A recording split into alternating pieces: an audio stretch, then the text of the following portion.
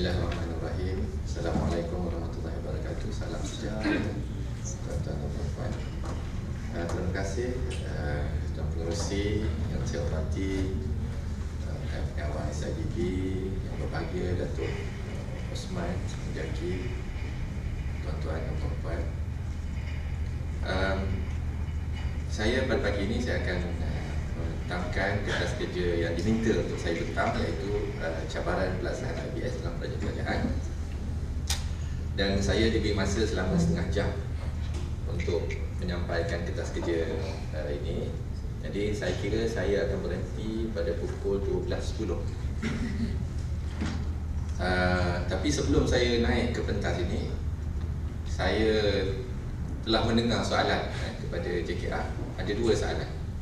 Jadi kalau saya ada masa, saya akan benarkan ataupun menjawab soalan berkenaan. Tapi sebagaimana yang selalu orang sebut kan, dia dalam bahasa Inggeris dia kata, if you don't ask, you don't get. So orang yang bertanya soalan tu kena tanya sekali lagi soalan tu kepada saya, baru saya jawab. Because if you don't ask, you don't get. Okay.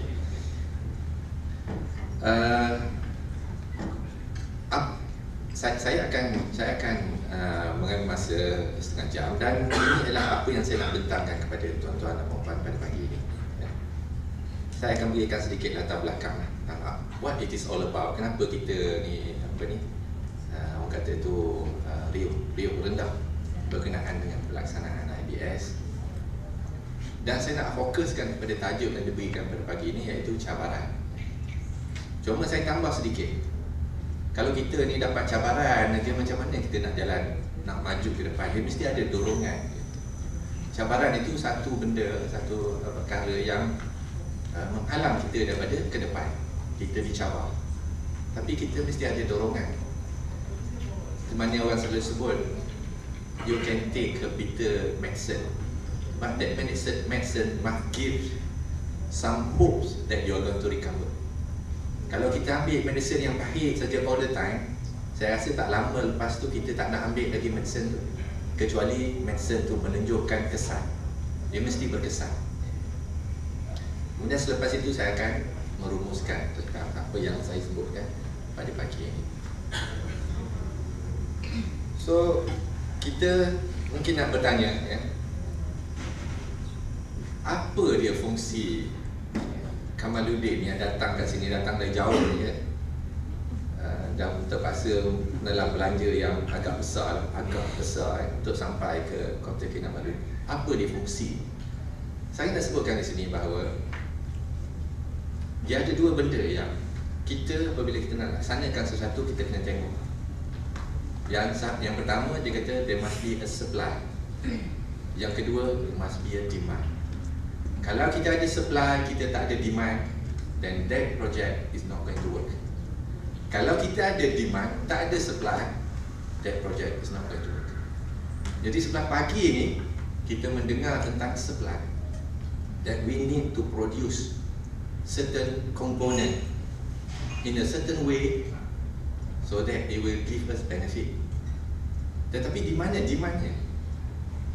Di mana demandnya yang membolehkan pembekal kontraktor melaksanakan benda tersebut?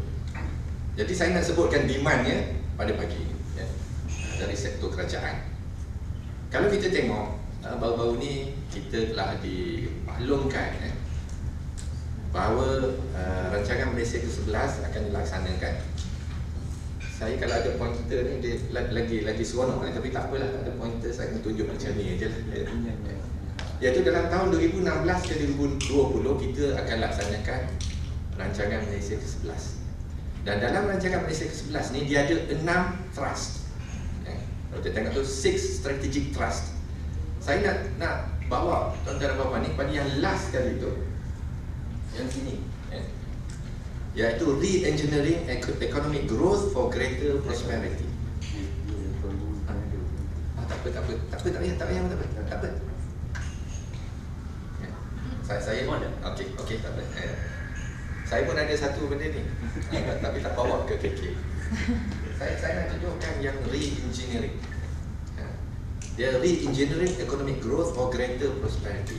Saya tak nak cerita tentang benda ni sebab mungkin EPU yang patut cerita. Kerana saya nak cerita pada pagi ini ialah cabarannya. Cuma saya nak highlightkan di dalam rancangan Malaysia ke-11 dia ada re-engineering economic growth for greater prosperity. Now, apakah dia benda yang dalam tu? Dalam re-engineering growth ni kita tengok dia ada focus area dia sampai G, focus area G. Tapi kita duduk kat sini saja.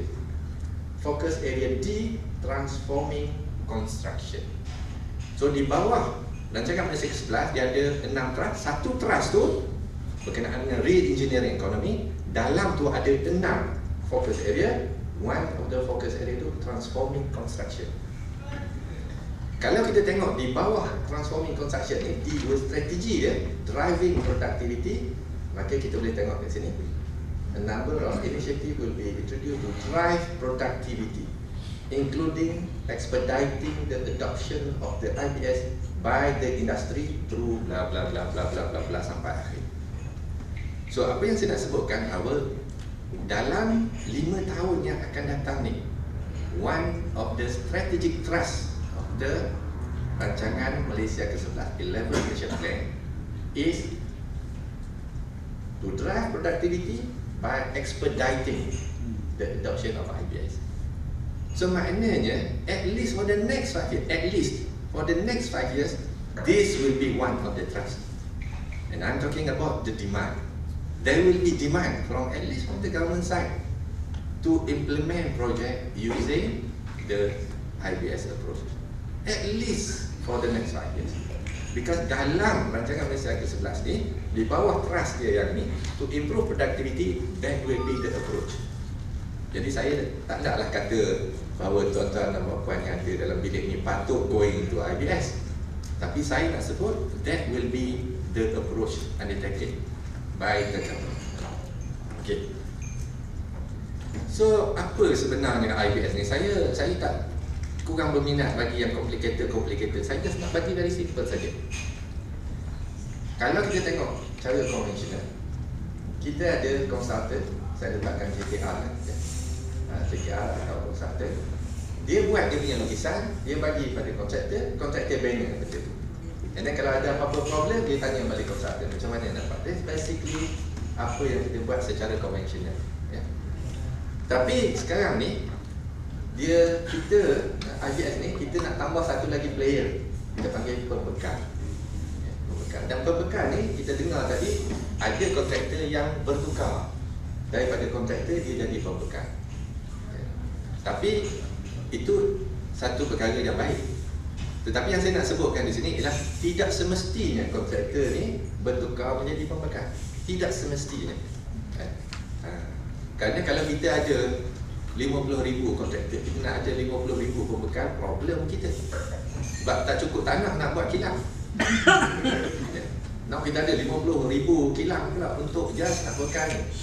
Tak perlu. Yang saya nak sebutkan sini ialah bahawa kalau kontraktor tu nak bertukar menjadi pembekal, well and good. Tetapi dia kena ingat, now topi dia dah bertukar. Daripada topi kontraktor kepada topi pembekal. Waktu dia pakai topi pembekal, maka dia kena ingat pada diri dia sendiri, I am a supplier. Dan yang pada kontraktor tu, yang masih jadi kontraktor tu, dia pakai topi dia kena ingat, I am a contractor. Kalau dia merge dua tu, there's going to be hoo-ha, because we are going to have some problem. Walau macam mana pun, apa yang nak saya nak sebutkan tadi ialah now kita ada 3 lah. 3. Okay. Ini secara kasarnya. Saya nak terus kepada cabaran.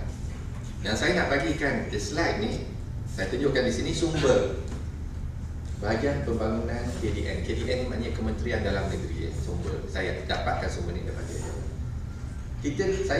kita bertanya kepada dia orang apa problemnya. Kerana IBS ni kita dah laksanakan dalam rancangan Malaysia ke-10. So apa problemnya dengan pelaksanaan IBS? Apakah cabaran dia?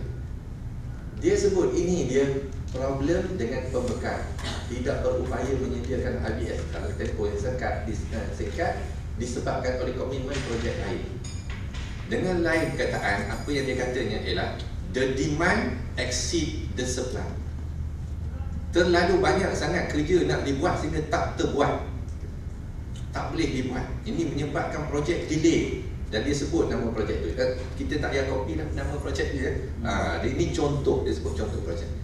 The demand exceed the supply, which is pada saya lah, kalau saya jadi pembekal, is a good thing. Tetapi kepada kontraktor, is a bad thing. Itu yang saya kata tadi. Bila kita pakai topi supplier, kita kena bertindak macam supplier. Bila kita pakai topi kontraktor, kita kena tengok problem yang kita akan timbulkan pada kontraktor. Okay. Kat sini, koordinasi di tapak projek. Now the contractor have to manage another entity, and this entity is equally as big as itself. Kalau dulu dia handle pekerja itu kecil je lah, kalau kita tengok kan. Now dia kena handle another supplier, another company. Size dia mungkin equally big or they are bigger. So now there is a different kettle of fish altogether. So this is one of the, salah satu daripada masalahnya atau cabarannya ialah bagaimana kontraktor nak koordinasi di tapak. Kelemahan koordinasi di tapak umpamanya projek dia tunjukkan. Yang ini dasar dan polisi, tak apa, dasar dan polisi kita jangan sentuh. Cuma dia sebut kat sini ada projek yang di bawah 10 juta. Tadi kita dengar kita dimaklumkan bahawa menteri kata projek yang 10 juta ke atas akan dibuat secara IBS. Jadi ini dia kata ada projek bawah 10 juta pun buat IBS juga. Pada pandangan saya it's a good thing lah. Tapi tak apalah, it is a problem to some people. Kelewatan perancangan reka bentuk lokasi projek. And these are the challenges yang mesti kita hadapi. Saya tak tahu dalam bilik ini berapa ramai pembekal, berapa ramai kontraktor, berapa ramai konsultan. Kerana saya tunjukkan gambar sebelum ini, dia ada 3, konsultan, kontraktor dan pembekal. Kalau 3-3 ada dalam bilik ni, I'm not addressing the right people. Okey. Oleh sebab benda-benda masalah yang disebutkan tadi, there are also instances whereby ada juga masa-masa di mana kita minta supaya dikecualikan daripada pelaksanaan IBS ni. Ada projek tu sepatutnya buat IBS, kita minta dikecualikan sebab kos meningkat tinggi sehingga melebihi ceiling projek. Kalau tuan-tuan dan puan-puan biasa dengan kerajaan kan, kerajaan ni bila dibuat projek dia ada ceiling. Jadi kalau lah projek tu ceiling dia banyak, certain ceiling, tapi bila kita tender dia melebihi ceiling tu, then it's going to be a problem. Projek tu tak boleh launch. So ini adalah antara cabaran-cabaran yang berlaku. Yang ini sumbernya daripada Bahagian Pendidikan dan Pembangunan CKS, daripada cawangan saya sendiri. Kos meningkat sehingga melebihi ceiling, kelewatan bekalan komponen oleh pembekal, kawasan pembinaan dan akses ke tapak projek yang terhad, kos kurang daripada 10 juta, lokasi projek jauh dari taburan pembekal ABS, reka bentuk one-off tidak sesuai untuk dilaksanakan secara ABS dan sebagainya dan sebagainya. Dengan lain perkataan bahawa ini adalah merupakan cabaran kepada pemain-pemain industri. Kerana kalau kita laksanakan IBS and then these are the problem yang kita created, maka IBS ini tidak akan berjaya untuk nak melahirkan untuk mencapai objektif yang kita nak. These are some of the cabaran-cabaran yang saya tunjukkan tadi. Okay. Saya nak fokus pada pada very specific issues ya. Kalau kita tengok projek kerajaan, kita mesti belanja peruntukan. Kalau kita tak belanja peruntukan tu, we will be in trouble. Macam mana perbelanjaan tidak boleh dibelanjakan? Pemanggilan tawaran tidak dapat dibuat, kerja pembinaan tidak mengikut jadual. Kita forget about pemanggilan tawaran, sebabnya kalau projek itu telah diberikan kepada pihak kontraktor, maknanya dia dah lepas dia. Nah, kerja pembinaan tidak mengikut jadual. There are projects that has been implemented using IBS but not having a good timeline, construction timeline tak bagus, tidak mengikut jadual. Okey. Kenapa dia tidak mengikut jadual? Kesukaran mendapatkan pembekal, bekalan komponen tergendala, kesukaran pengantaran komponen, kesukaran mendapatkan pemasang.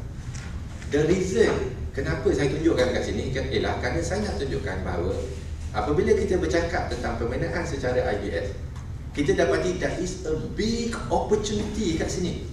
Kerana selepas kita laksanakan selama 5 tahun, kita dapati masalah yang timbul tu bukannya masalah oversupply, banyak barang yang tak dapat dijual dan sebagainya. Kita dapati dalam projek-projek yang kita laksanakan, the issue-nya ialah the demand exceed the supply. Dia tak dapat cari pembekal, kesukaran mendapatkan pembekal, makna pembekal tak cukup. That is a problem. Sekarang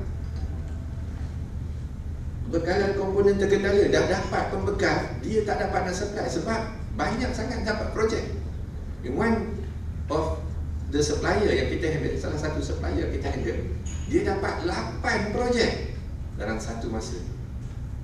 Dan kita terpaksa, maknanya orang kata tu tarik balik beberapa yang dia dapat untuk diagihkan kepada orang lain yang mempunyai production capacity yang lebih besar. That is the problem, that is the cabaran dalam IBS. Saya tak bimbang tentang the demand might not be there for you to supply. Yang menjadi masalah saya ni ialah bila kita buat, the demand is too big for you to supply, and that resulted in a delay in the completion of the project, and that is going to give us a lot of headache. Because bila ada delay, kita tak boleh belanja peruntukan. Bila kita tak boleh belanja, the civil servant will be in big trouble. Sebab peruntukan kerajaan tu bila dilaburkan, dia masuk dalam pasaran, maka dia akan meningkatkan, dia panggil apa ni, pertumbuhan ekonomi. Nanti at the end of the year, government nak announce ekonomi kita pada tahun ini berkembang sebanyak 4%. Tapi kalau kita tak dapat nak belanjakan duit tu, maka tidak ada pertumbuhan. Oleh sebab itu, dia menimbulkan masalah pada kerajaan kalau kita tak dapat buat kerja mengikut jadual. Okay. Cabaran pelaksanaan juga, dan saya juga nak sebutkan pada tuan-tuan dan puan-puan, it is not everything is not rosy. Bila kita buat sesuatu, dia akan ada masalah. Dan tadi saya sebutkan tentang masalah dari segi pelaksanaan this program. Saya juga nak sebutkan sini masalah tentang pelaksanaan di peringkat pembekal, kontraktor dan sebagainya. Saya nak sebutkan kepada tuan-tuan dan puan bahawa yang pertamanya, apabila kita laksanakan projek menggunakan IBS, aliran tunai akan ada perubahan. Kerana kalau kita tengok procurement, government procurement yang cara biasa, apabila tuan-tuan dan puan-puan menghantar barang, katakan simen, aggregate, cost aggregate, fine aggregate, biasanya fine aggregate tu pasir, sand dan sebagainya, ke tapak, maka kerajaan akan bayar material on site. Tapi bila tuan-tuan dan puan-puan buat secara IBS, material tu tidak duduk di site, tidak duduk di tapak banner, dia duduk di kilang.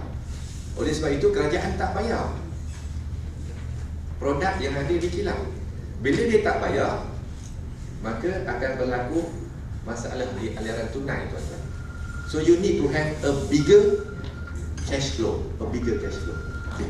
Saya tak tahu berapa ramai pembekal dalam bilik ni, dalam dewan ini, tapi saya dimaklumkan bahawa kalau pihak kontraktor yang tak ada kilang ni, dia nak minta pengilang supply komponen IBS komponen kepada dia, maka pengilang akan minta deposit. Katakan deposit itu 30%. Okay. So kalau the cost of the component is 1 million, the contractor will have to put as a deposit an amount equivalent to 300,000. And too many people kepada ramai orang, dia kata kita bayar dulu 300,000, apabila dia supply 100,000 komponen ke tapak, maka kita potonglah daripada 300,000 kan. Jadi 200,000 tinggal dengan supplier.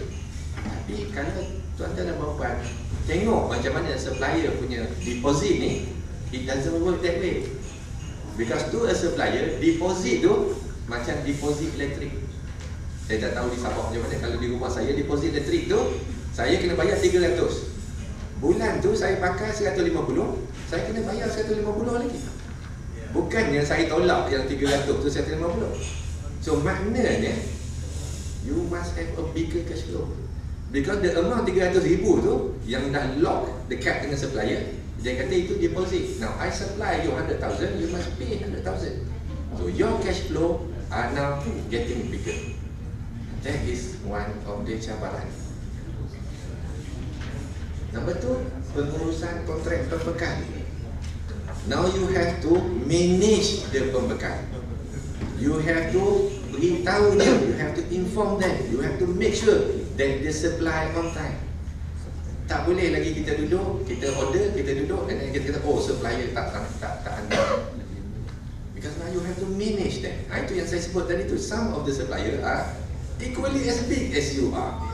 So how are you going to handle this? It is the cabaran. Penjadualan, bekalan dan pemasangan. Kawalan quality product. Kawalan quality product. All these issues yang dulunya kalau kita buat secara konvensional, kita kena kawal juga quality product. But dulu kita buat sendiri. So dia lain. It is under kita punya control. But now when we move the work to the factory, now we have to manage them. And some of the contractor, dia nak manage diri dia sendiri pun susah. Minta maaf lah ya, saya sebut ni. Tapi daripada pengalaman saya, nak manage diri dia sendiri pun susah. Macam mana dia nak manage orang lain? So these are some of the issues that has resulted in, as far as rancangan Malaysia ke-10 is concerned, we are not getting a good result as expected. The result yang kita nak tu, yang kita expect benda tu boleh berlaku, kita kurang dapat capai. Okey. Okey, yang ini is some of the dorongan. Tapi sebab mata saya duduk tengok jam ni, I think I'm going to skip this. But these issues are also interesting issues, but I think we need to skip, okay? Because we have to go. Saya nak sebutkan kepada tuan-tuan dan puan-puan pula berkenaan dengan dorongan. Sebab saya sebut walaupun tajuk dia ialah cabaran, tapi saya juga nak sebutkan dorongan. Kerana dalam rancangan Malaysia ke-10 kita dah buat benda ni. Is there anything good yang come out from the exercise for the last 5 years yang kita dah buat? Ini saya nak tunjukkan perbandingan keberkesanan kos antara projek IBS dan bukan IBS. Ya. Dan yang sini ialah projek IBS, yang sini projek non-IBS. Kita selalu dengar, sometimes orang tu kata, some of the projek IBS ni dia akan meningkatkan kos. Kenapa nak meningkatkan kos? Kerana dia terpaksa transport benda tu jauh. Maknanya buat IBS, kalau kita buat di kilang, kalau kilang tu katakan saya tak berapa tahu di Sabah ni, tapi kalau di sebelah Semenanjung, kilang tu mungkin di Seremban, di Senawang, tapi projek tu mungkin di Ipoh. So they need to transport this, and transport cost sometimes is going to be very expensive. Tetapi kita buat kajian, kita dapati memang ada berlaku projek IBS yang mahal. Ini ialah cost per meter persegi, cost per square meter, cost per square meter. So there are projects which having slightly more expensive cost per meter per square meter, but there are other projects, ada projek-projek lain yang acceptable, compare to the non-IBS. Dan non-IBS pun ada projek yang mahal, ada. Tetapi I would say it is roughly, it looks about the same. But they are, kerana kita tahu projek dia ni dia tak sama. Some projek yang jauh di pedalaman, katakan bila kita buat IBS, kos dia mungkin tinggi sikit. Tetapi doesn't mean that kalau projek di kawasan pedalaman buat dengan cara non-IBS, dia akan jadi murah. Sometimes dia juga akan jadi mahal. So dari segi kos yang ini, daripada kajian kita ni, we have managed to persuade the government to stay the course. Itu yang saya kata tadi, dalam rancangan Malaysia ke-11 dia masih lagi menjadi the mode of implementation IBS. Kerana isu kos ni juga penting pada kerajaan. Dan saya tunjukkan kat sini, ini projek-projek ni semua projek di Semenanjung, kerana saya biasa di Semenanjung. Saya tunjukkan all these projects ni are projects that has been implemented using IBS successfully. Dan sini saya letakkan perbandingan, di mana ni Institut Kanser Negara di Putrajaya, yang ini hospital rehabilitasi di Ceras, projek non IBS. Kalau kita tengok cost contract, yang ini 690 million, yang ini 341 million, disiapkan dalam masa 1095 hari, disiapkan dalam masa 1473 hari. The cost ini dengan cost ini berbanding is Institut Kanser Negara is twice as big as rehabilitasi di Ceras, but they managed to complete the job almost 400 days earlier. So in other words, if we are implementing projects using IBS, we do have the opportunity to get our job completed either on time or earlier than the stipulated contract period. Saya tak tahu apa benefit ni kepada kontraktor lah. Kalau projek tu siap cepat, apa benefit dia? Saya duk nampak overhead cost tu memang is going to be a saving. Tapi at least to the government sector, it's also give a lot of benefit. Terutamanya, kalau saya boleh ceritakan kepada tuan-tuan, saya ada satu, orang kata tu macam short video lah berkenaan dengan tempat letak kereta bertingkat di HKL, yang mana Perdana Menteri pergi ke HKL ni, and he commented about the congestion resulted from the haphazard nature of parking in HKL at that time, and he decided to give money to build this car park. Car park ni tinggi dia 7 tingkat, so it is not a small project. It's 7-story car park. Dia datang tahun ni, akhir tahun, before tahun depan tu habis, this tempat letak kereta bertingkat ni telah dibuka untuk digunakan. So it was that fast, and people yang yang pergi ke hospital tu, orang kata tu tak cukup, kalau tulis di dalam internet tu tak cukup space nak beritahu bagusnya, cepatnya benda ni boleh diselesaikan. So walaupun saya sebutkan tadi kita ada masalah, there are many challenges when we started the implementation of IBS, but early indication shows to us that it can be done and it can give us benefit. Cuma ada satu saja problem, dalam hal ini. Saya rasa saya tak sempat nak yang belakang lagi tu. Satu saja yang saya nak sebut kepada tuan-tuan dan puan-puan, yang menyebabkan kadang-kala IBS ni dia a lot of, orang kata tu, resistance untuk kita laksanakan. Satu masalah dia, iaitu kita sekarang ni dasar kerajaan ialah untuk, saya gunakan perkataan, mengarus perdanakan IBS. It is not because IBS ada problem. Problemnya ialah because we want to make IBS to be the mainstream. Lepas pada ni, orang yang buat cara konvensional become satu kumpulan yang kecil, orang yang buat IBS satu kumpulan yang besar. So oleh sebab itu, kita nak transform the construction industry. Kita tak nak orang yang boleh buat IBS ni hanya a few saja. Yang lainnya semua buat cara biasa, this a few elite ni buat projek IBS. So projek yang besar-besar, yang berprestij, bagikan yang elite. Kita tak nak macam tu.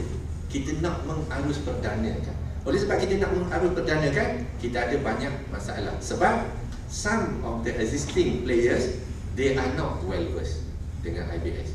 Number two, some of the existing player, dia rasa dia tak dapat grasp the new technology, which is not true. Dan yang ketiga, some of the problemnya ialah kerana there is a complete change in approach.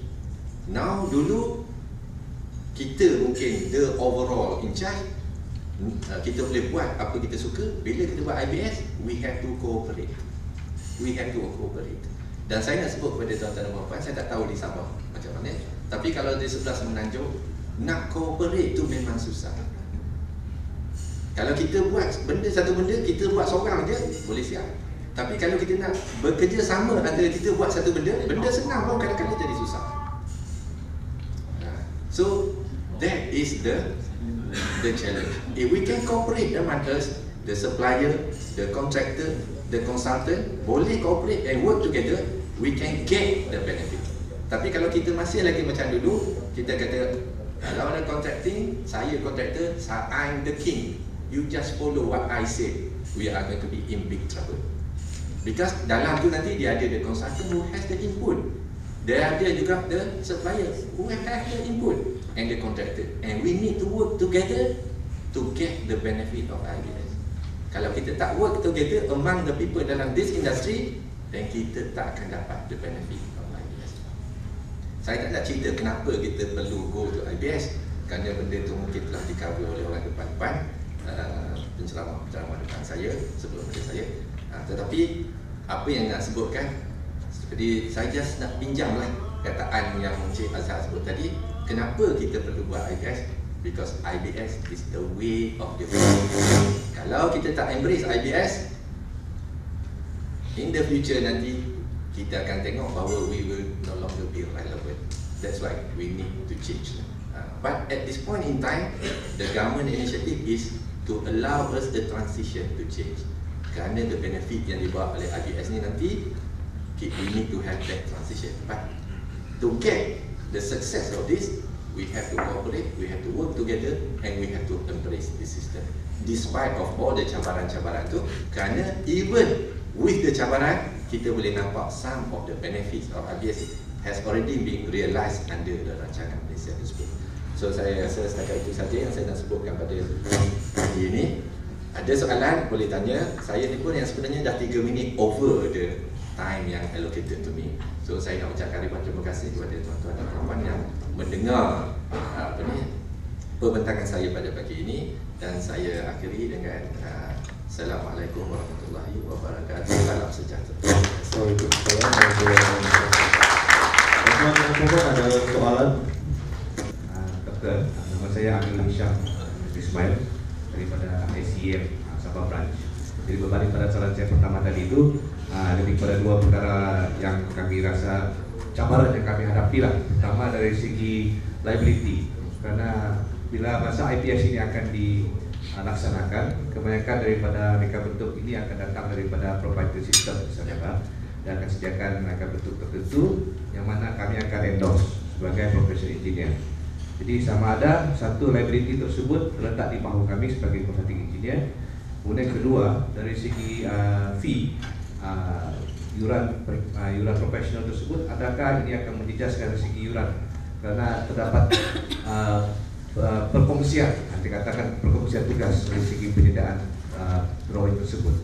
Sedangkan liability yang diambil kiraannya terletak pada bernama professional engineer tersebut. Jadi itu yang salah yang ingin saya terapkan dokter. Terima kasih. Okey. Itu satu isu yang kata itu satu isu yang besar. Okay. Tapi walau macam mana pun saya nak sebutkan begini. Apabila konsultan dilantik oleh klien, pelanggan, untuk melaksanakan sesuatu kerja, dia ada dia punya term of reference kat situ. Saya ambil contoh macam mana government procurement. Kita lantik perunding untuk menyediakan lukisan reka bentuk. Okay. So now the perunding mesti keluarkan lukisan reka bentuk tu. Katakan perunding keluarkan lukisan tu, dia buat satu gambar, dia letak kat situ, gambar tu menunjukkan beam. Kemudian di bawah tu dia tulis to be proposed by by supplier. Okay. So the issue-nya ialah untuk beam tu, dia the consultant tu dia ada bagi professional services tak? Tak ada, sebabnya to be proposed by the pembekal, by the supplier. So di situ tak ada. So kalau tak ada, dan pihak consultant tidak berhak untuk menuntut professional fees untuk itu. Tetapi kalau dia di situ dia tunjukkan BIM, dia buat situ dia punya berapa reinforcement, berapa size dia dan sebagainya, that is professional input untuk that particular BIM. Maka pelanggan dia mesti membayar professional fees yang involved dalam kerja itu. So that has been the issue, that's been the approach taken by JKR. So if we appoint a consultant to produce drawing, they must produce the drawing, and then the supplier will produce that component according to the design of that consultant. Kalau consultant itu letak to be proposed by the supplier, that means dia tak ada professional input. Then macam mana kita nak bayar? Kita tak boleh bayar sebab dia tak ada professional input. Ya, silakan. Saya Haja Dayang daripada Dewan Usahawan Mitra Negeri Sabah. Ini macam respon daripada adik-adik kami lah. Saya dah tengok doktor punya ada 5 cabaran utama kan situ. Tapi saya tak nampak sangat sebab ada di kalangan ahli kami cuba nak apply yang sistem ni. Respon yang kami terima ni, mereka cakap lebih murah import daripada China. Artinya kalau ada ukuran tu macam bagi design and build lah macam tu kan, lebih murah kita buat dekat China dan hantar sini daripada dibeli daripada kilang-kilang sini. And then ada satu lagi soalan, saya tak nampak juga situ daripada kertas kerja yang pertama sampai doktor bagi itulah. Adakah macam apa ni Suruhanjaya ini yang SPN, Suruhanjaya Perumahan Negara yang bertingkat-tingkat tu, adakah menggunakan sistem IBS ini? Tetapi pendekatan dia agak berbeza berbanding dengan apa yang dilaksanakan oleh JKR. Saya sebutkan sebagai ibu pejabat JKR, ibu pejabat JKR di Kuala Lumpur. Approach dia berbeza. Kerana kita lebih kepada nak macam saya sebut tadi, untuk mengharus perdanakan. We want to make IBS as the mainstream. Di SPND umpamanya dia lain sebab dia punya objektifnya ialah nak menyediakan perumahan untuk rakyat dalam tempoh masa yang paling cepat. So dia ada dia punya pendekatan yang berbeza. Saya nak menyebutkan bahawa procurement yang saya sebutkan di sini ialah procurement melalui Jabatan Kerja Raya Malaysia, yang mana objektif dia ialah untuk nak meningkatkan keupayaan industri pembinaan negara supaya mencapai satu tahap yang tinggi. Kerana mungkin dalam masa hadapan kita mungkin akan membuka market kita ni kepada foreign players. Jadi pada waktu itu kalau kita tidak setaraf dengan foreign player, kita akan tak mampu bersaing. Sebelum daripada benda itu berlaku, kita perlu tingkatkan. Jadi memang ada perbezaan lah. Dia buat SPNB buat IBS juga, tapi pendekatan dia berbeza dengan JKR. Yang pertama. Yang kedua, isu berkenaan kalau kita beli di China lebih murah daripada kalau kita buat di sini. Saya tak nampak apa problem dekat situ. Maksudnya apa masalah dia dekat situ? Because there are certain produk yang memang negara luar produce lebih rendah daripada kita. Umpamanya katakan some people kata kat saya bahawa kalau kita beli beras siam import, dia lebih murah daripada beras yang kita tanam sendiri. Mungkin betul lah, but orang kata dia that is the facts of life lah. Saya tak nampak apa problem dekat situ. Kalau boleh kalau daripada segi kos tu mungkin pihak kontraktor tu dia ada faedah lah. Tapi sekarang ni kita macam digalakkan nak jadi penghilang kan. Jadi kalaulah kos import lagi murah daripada lokal, jadi bagaimana saya lah kalau saya nak jadi kan, adakah pihak kerajaan akan memberi macam sebagai certain anulah limit, janganlah import sangat, gunalah yang local product macam tu. Tak apa, tak apa, itu memang orang kata tu dalam perhatian kerajaan. Cuma saya nak sebutkan apa tadi yang Puan sebut tadi, saya dah miss dalam apa ni, dalam fikiran saya lah. Okey. Saya dah ingat dah. Okey. Yang sebenarnya bila kerajaan lancarkan IBS ni, dia bukannya nakkan supaya kontraktor bertukar menjadi supplier. Maknanya now kita ada katakan 50,000 kontraktor, kita nak tukarkan all these 50,000 kontraktor to be supplier. Bukan. Yang dia naknya ialah for those people yang nak jadi supplier, please go ahead and be the supplier. Please, it's a good move. Tetapi kontraktor yang tak nak jadi supplier, dia boleh remain jadi kontraktor.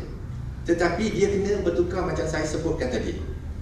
There are issues dalam ni, yang saya sebutkan, umpamanya ini.